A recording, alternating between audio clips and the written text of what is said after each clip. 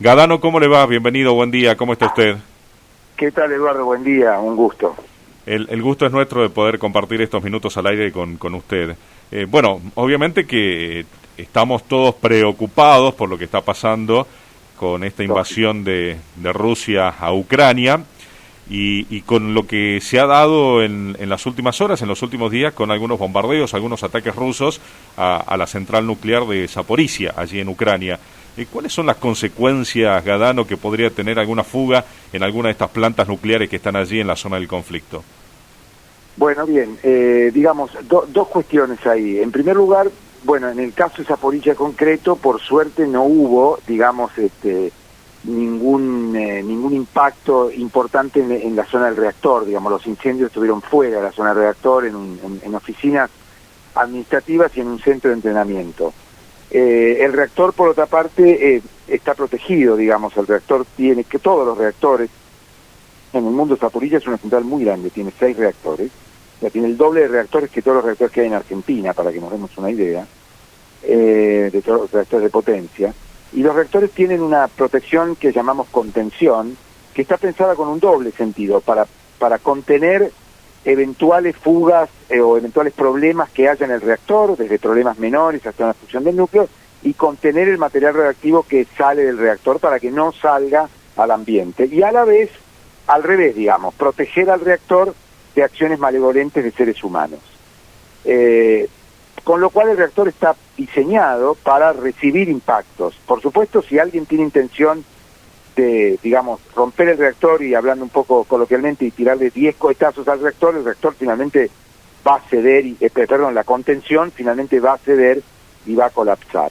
No pasó en Zaporizhia, y yo tengo la sensación, o los datos me sugieren a mí, que nunca fue intención del ejército ruso romper la contención del reactor, sino controlar la central nuclear para controlar una parte muy importante de la generación eléctrica ucraniana y así debilitar, digamos, debilitar las capacidades ucranianas. Es decir, porque la planta nuclear de Zaporizhia explica el 20% casi de la generación eléctrica ucraniana. Ahora, supongamos que, bueno, hubiera pasado algo en el reactor. Usemos como referencia el accidente del 86, que también fue en Ucrania, de Chernóbil, y imaginemos que había una fuga menor o similar a Chernóbil. Eso implica un impacto, un daño muy importante en un área que va alrededor de los 50 kilómetros alrededor del reactor. Bien. Esto es un círculo, digamos, de 50 kilómetros a la redonda. Con lo cual, yo entiendo el pánico, pero no es necesario que la población europea entre en pánico y suponga que le va a pasar algo. Digamos, realmente la catástrofe sería sobre todo en las zonas muy cercanas al reactor. Esto no significa que atacar un reactor nuclear sea trivial. Hay convenciones en el mundo que Rusia ha firmado, es decir, hay acuerdos, la Convención de Ginebra, por ejemplo, que Rusia ha firmado, o que la Unión Soviética como predecesora ha firmado, que impiden atacar instalaciones sensibles como reactores nucleares o, qué sé yo, plantas hidroeléctricas y otros similares, ¿no? Bueno, precisamente eso, usted se estaba adelantando, le iba a preguntar eso, o sea, que existen efectivamente acuerdos internacionales de no atacar este tipo de establecimientos. Ahora, Ucrania es un país que tiene muchas plantas nucleares, Gadano, ¿es así? Sí, es así. Tiene 4 centrales nucleares, todas con más de un reactor, o sea, tiene 15 reactores nucleares de potencia, o sea, que generan energía eléctrica, que son grandes, que explican el 50% de la generación eléctrica ucraniana. O sea, Ucrania es un país que, digamos, cuya generación eléctrica tiene mucho peso, en cuya generación eléctrica tiene mucho peso la energía nuclear. Sí, efectivamente. Hay otras 3 centrales nucleares más que aún, digamos, están bajo control ucraniano. Bien. Y leí un comentario suyo, una opinión suya, que consideraba exagerado aquellos que comparaban lo que podría haber pasado ahora en Zaporizhia con el accidente de Chernóbil. ¿Por qué usted decía que era exagerado esa comparación? Bien, primero le quiero aclarar, por supuesto, que esto lo digo en un contexto de mucha empatía y, digamos, y mucha solidaridad con los ucranianos, ¿no? Es decir, vale la pena decirlo, digamos. No minimizo digamos, lo que significa una invasión a otro país en el siglo XXI, en plena Europa, digamos, me parece bastante grave. Pero yendo a lo nuclear, escuché comentarios por ahí que decían esto podía equivaler a 10 Chernóbil, Sí.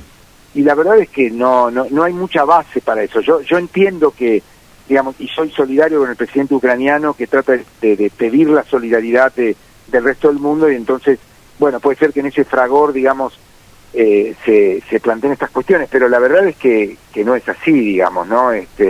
Un impacto que por otra parte es poco probable, que colapse la contención, no implica una tragedia para toda Europa, ¿no? Sino que es algo que impactaría fuertemente en un área cercana al reactor. Bien, está Esta claro. es la realidad, digamos, ¿no? Está claro.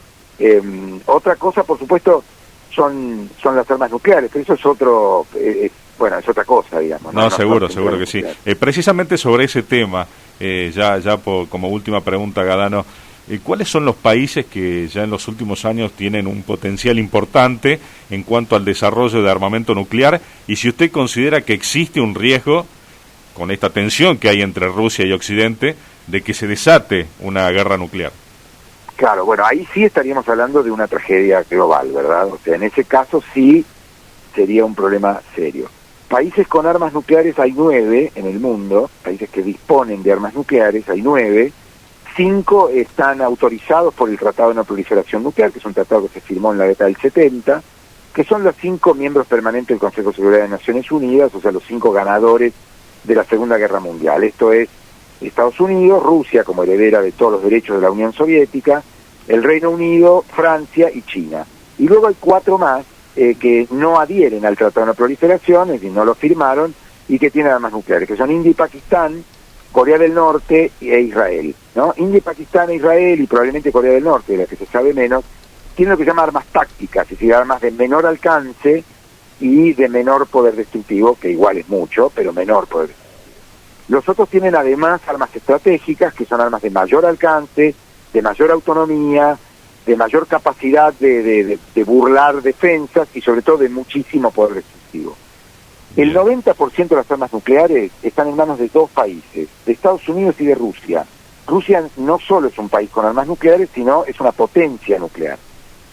Yo creo que la probabilidad de que Rusia use armas nucleares es muy baja, porque Rusia tiene muy claro que esta es un conflicto en el que uno sabe cómo se entra, pero no sabe cómo se sale, digamos, ¿no? Es decir, tal vez entramos en una escalada en la que finalmente no hay ganadores, sino que somos todos perdedores.